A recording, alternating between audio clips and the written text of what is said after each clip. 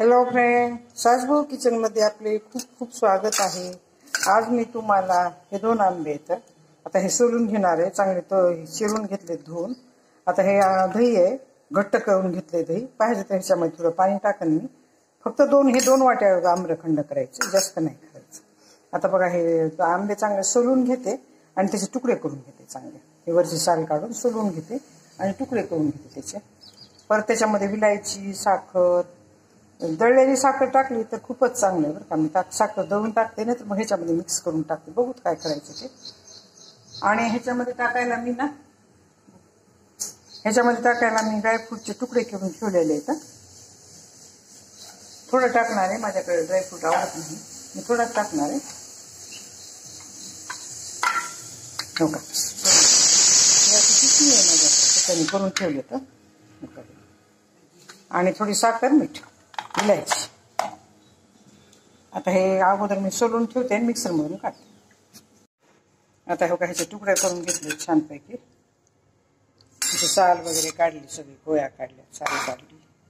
आता हे ह्याच्यामध्ये टाकून घेते, मिक्सर मधून फिरवून घेते चांगलं। दही पण मी चक्का केलेले, त्याचं पाणी सुद्धा ठेवलेलं आहे थोडं टाकण्यासाठी। तेवढा चक्का दही टाकूनच जमत नाही, थोडं दूध पण टाकावं लागतं ह्याच्यामध्ये आणखी।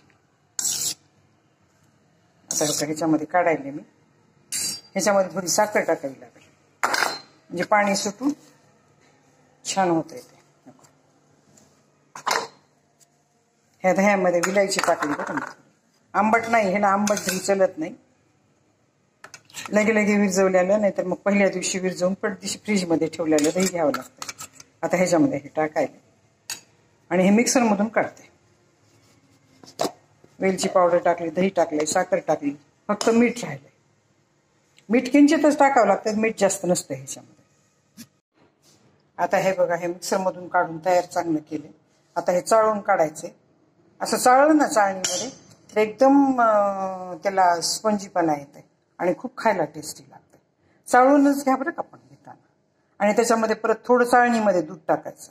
दही टाकलंय आपण, आता दूध टाकायचं थोडं आणि हे पाणी टाकायचं। जास्त जाड खायचं नाही, पोटाला पचत नाही बरं का ते परत। आता ह्याला चाळून घेते, नंतर दाखवते। फेकलं ना। आता हे बघा, मी कणी आम्रखंड केलंय बघा, किती चिकट, किती छान स्पॉन्जी झाले बघा बरं। फुगून येते चांगलं बघा। ह्याच्यामध्ये केशर टाकले, केशर, बदाम काप टाकले, काजू काप टाकले। आणि आता हे खायला सर्व करायचं। ह्याच्यामध्ये थोडं दूध टाकलं बरं का तर दही खूप घट्ट होतं, त्याच्यासाठी थोडं दूध टाकलं। दूध, साखर, विलायची, काजू काप, बदाम काप, केशर आणि थोडंसं मीठ। मीठ नाही टाकलं तर ह्याला टेस्ट येत नाही।